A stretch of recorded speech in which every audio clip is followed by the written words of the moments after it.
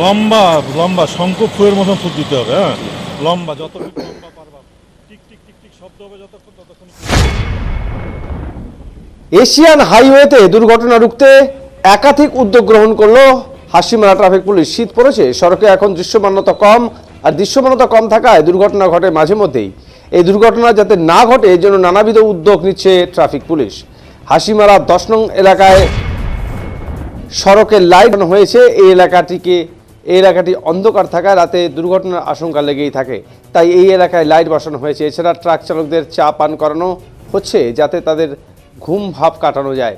এছাড়া প্রতিটি গাড়ির চালক মদ্যপ রয়েছেন কিনা তার পরীক্ষা করা হচ্ছে প্রতিনিয়ত। হাসিমারা ওসি বিশ্বজিৎ দে জানান, বছরে 1-2 দিন নয়, গোটা বছর হাসিমারা ট্রাফিক পুলিশের পক্ষ থেকে বিভিন্ন কর্মসূচি গ্রহণ করা হয়েছে ট্রাফিক সচেতনতা নিয়ে।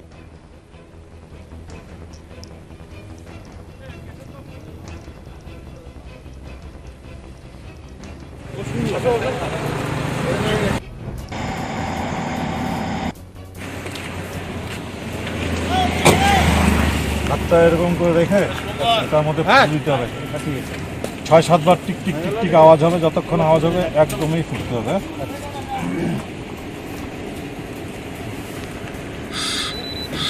ওরকম না, ফু দিও না, এক নিঃশ্বাসে যাবে, এক নিঃশ্বাসে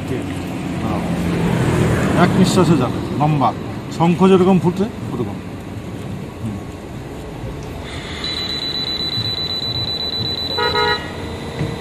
ছেড়ে দিলাম, হচ্ছে না তো, ভিতরে হাওয়া যাচ্ছে না, আবার ছেড়ে দিলাম। দাঁড়া, লম্বা লম্বা শঙ্খ ফুয়ের মতন ফুট দিতে হবে। হ্যাঁ, লম্বা যতটুকু লম্বা পারবা, টিক টিক টিক টিক শব্দ হবে যতক্ষণ ততক্ষণই চলতে থাকতে হবে। কোথায় তুমি শব্দ পাচ্ছ?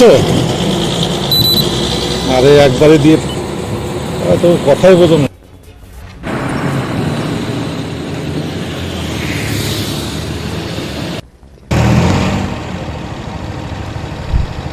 সারা বছরে করে থাকি, তবু বিশেষ দিনগুলোতে আমরা বেশি নজর দিই।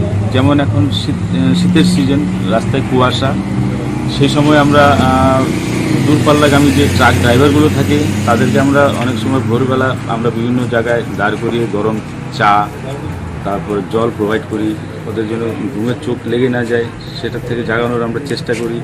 এছাড়া এখন আপনারা জানেন আমাদের ডুয়ার্স এরিয়ায় পিকনিক সিজন চলছে। কুচবিহার, জলপাইগুড়ি এবং আলিপুরদুয়ার শহর আশপাশ এলাকা থেকে প্রচুর পিকনিক প্রেমীরা আসেন আমাদের এদিকে।